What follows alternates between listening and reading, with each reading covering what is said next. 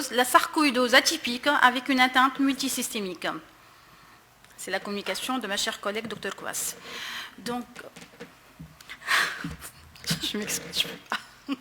Alors, excusez-moi. Alors, la sarcoïdose est une granulomateuse multiviscérale d'étiologie inconnue. L'atteinte pulmonaire est observée chez 60% des patients. Les micronodules parenchymateux à distribution périlymphatique représentent les manifestations radiologiques les plus fréquentes. Par contre, des formes atypiques de la maladie ont été observées dans 30% des cas à peu près. Alors, notre observation est celle d'une patiente jeune de 37 ans, non tabagique, qui n'a aucun antécédent pathologique et qui a consulté pour une toux sèche persistante associée à une altération profonde de l'état général, et ceci depuis une quinzaine de jours.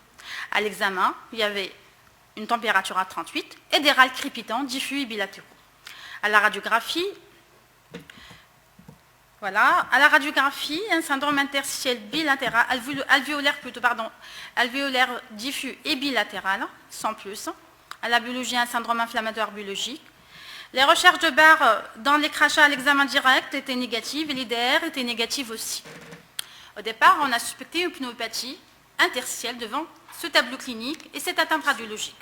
On a commencé par une antibiothérapie probabiliste, mais l'évolution était malheureusement défavorable sur le plan clinique et radiologique. Je ne dispose pas malheureusement des contrôles radiologiques, mais je me rappelle qu'il y avait une aggravation essentiellement clinique. On a dû pratiquer, donc dans ce cas-là, on a fait une fenêtre thérapeutique, on a pratiqué un scanner thoracique. Voilà une des coupes parenchymateuses qui trouve, entre autres, des condensations parenchymateuses bilatérales excavées, associées dans ce cas-là à un engainement péribroncovasculaire et des adénomégalies médiastinales et intra-abdominales, ainsi qu'une hépatosplénomégalie homogène sur les coupes abdominales. Une fibroscopie bronchique a été pratiquée, qui trouve une muqueuse bronchique inflammatoire sans plus.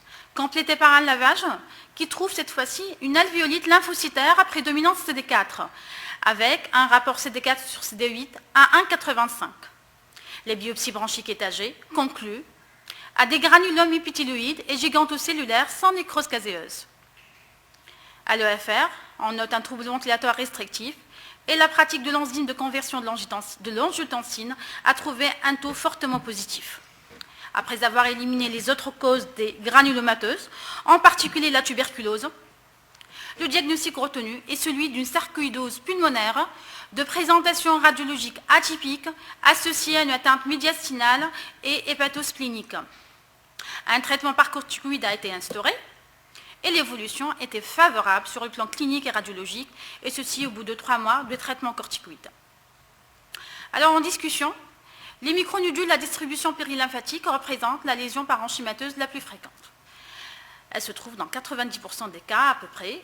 Des formes atypiques, par ailleurs, ont été observées, et ceci dans 30% des cas à peu près. Le syndrome alvéolaire est une manifestation radiologique inhabituelle de la sarcoïdose qui serait rapportée dans 15% des cas uniquement. Il peut être d'installation aiguë ou subaiguë, ce qui peut retarder le diagnostic de la maladie et errer le diagnostic vers d'autres diagnostics différentiels.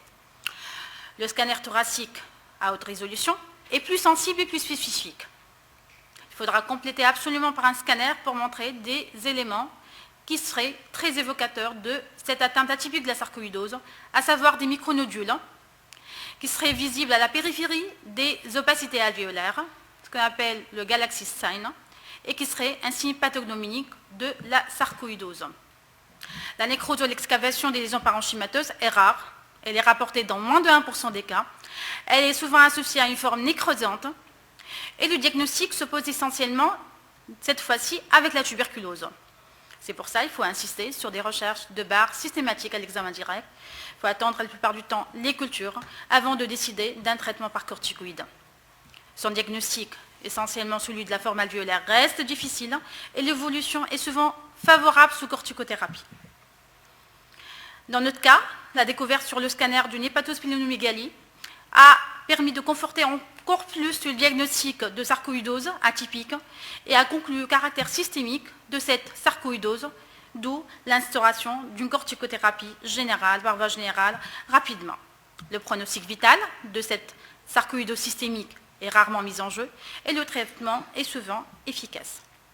En conclusion, la forme alvéolaire de la sarcoïdose est rare, l'excavation des lésions alvéolaires reste exceptionnelle, le diagnostic différentiel se pose essentiellement avec la tuberculose, qu'il faut absolument tout faire pour infirmer sa suspicion clinique. Le diagnostic précoce de ces formes atypiques est souvent difficile, il y a toujours des erreurs de diagnostic, et insister sur la corticothérapie parce que ça reste des formes qui sont très sensibles à la corticothérapie par voie générale. Et je vous remercie. Merci Mme Pouege. Alors, est-ce qu'il y aurait quelques questions? Oui. Est-ce que la corticothérapie est à mettre systématiquement s'il y a une atteinte alvéolaire ou bien ça dépend de l'atteinte, c'est de l'atteinte systémique Voilà, tout à fait. Parce qu'il n'y a pas d'atteinte oculaire, il n'y a pas d'atteinte cérébrale. Le traitement est le même que la sarcoïdose des différents types, c'est-à-dire en instaurant une corticothérapie si le pronostic fonctionnel ou vital est mis en jeu, c'est-à-dire s'il y a une atteinte systémique associée, s'il y a un retentissement fonctionnel respiratoire assez important. Donc c'est le même schéma thérapeutique que la sarcoïdose classique. Est-ce que les lésions excavées ont fait rechercher la possibilité d'une infection surajoutée, par exemple, parce que, comme vous avez bien dit, c'est exceptionnel. Déjà, les lésions alvéolaires, c'est pas classique dans une tuberculose, dans une sarcoïdose, pardon, et puis elles se sont excavées et vraiment on a l'impression d'une grosse cavité à gauche. Parce que peut-être Ptihel ne connaît pas les deux dernières présentations, puisque sa chère collègue Dr Klouas lui a demandé de présenter. Mais le problème, bon, je comprends que c'est un peu fâché parce que son nom n'a pas été inclus dans l'équipe des gens qui présentent, mais bon. Donc pour le problème de l'amylose, alors je voulais juste vous dire, pour le premier patient, c'était un cas un peu particulier, puisque ce patient a été vu il y a plus de 2 ans, avec un bourgeon et des lésions évocatrice de cancer avec métastase. Et donc on a fait toutes les biopsies, elles étaient négatives. Puis le patient a été perdu de vue, et puis il est revenu après 2 ans ou 2 ans et demi, avec exactement les mêmes lésions. Mais à chaque fois qu'on fait des biopsies, elles n'étaient pas assez profondes, et on ne pouvait pas faire des biopsies pulmonaires, en fait, ou d'autres gestes. Ce qui fait, il a été vu en staff, et la décision de tout le monde, vu l'aspect endoscopique, scanographique, que ça ne pouvait être une amylose. Mais c'est vrai qu'il n'y a pas eu de biopsie, mais tout le monde est presque d'accord de façon collégiale que ça ne peut être qu'une amylose vu l'aspect. Pour ce patient, Dr Hayat a tout à fait raison, le fait d'avoir une excavation fait craindre effectivement une infection, qu'elle soit tuberculeuse ou à germe autre, nécroson. En fait, chez ce patient, tout a été fait pour rechercher effectivement une tuberculose. C'est négatif, il n'avait pas d'hyperleucocytose, il n'y avait pas de stigmate en fonction d'une une autre infection, et puis on a vu dans la littérature que parfois ça pouvait s'excaver. On peut avoir des formes excavées, atteintes alvéolaires, mais c'est vrai que l'aspect n'est pas très typique. Hein. C'est presque alvéolo-interstitiel très dense, avec excavation, vous avez tout à fait raison. Moi je voulais dire qu'en ce qui concerne cet aspect, en fin de compte, la sarcoïdose, c'est une atteinte ganglionnaire avec un syndrome interstitiel, et lorsqu'on parle de syndrome interstitiel, il y a souvent une composante alvéolaire. C'est-à-dire qu'il est vrai que pour ce patient, c'est une composante importante.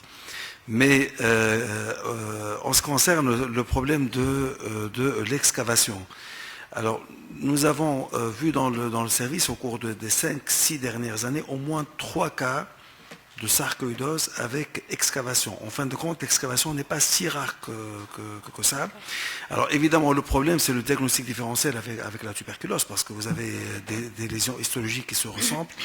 Mais il y a quand même un point important, c'est que généralement, lorsqu'on a une excavation aussi importante, on doit voir évidemment les BK qui doivent marcher sur les pieds, parce que généralement, on n'aura pas de problème pour avoir les BK. En fait, je n'ose pas vous faire la question parce que ce n'est pas votre observation, mais on aurait souhaité savoir finalement cette lymphocytose, elle est de combien? Est-ce qu'elle est de 15%, 30% ou 60%? Et puis la spirométrie, quel est le niveau de les troubles restrictifs aussi à combien? Parce que ça peut constituer aussi un élément pour mettre le malade sous traitement. Et puis la toute dernière remarque sur l'atteinte hépatique et l'atteinte splénique. Il n'y a pas eu finalement de biopsie. Il y a juste une augmentation du volume. Tout à fait. Je ne sais pas si ça suffit pour établir qu'il y a une atteinte hépatique associée. On peut vous répondre par mail ou... Malheureusement, je ne saurais pas vous répondre, mais j'aurais aimé Je vais avoir lui plus de envoyer un détails. mail. Je vais le faire. Ben, même pas par mail. On est tellement si proches, la Rina et la Marsa, donc... Bien. Bon, je vous remercie quand même pour... voilà.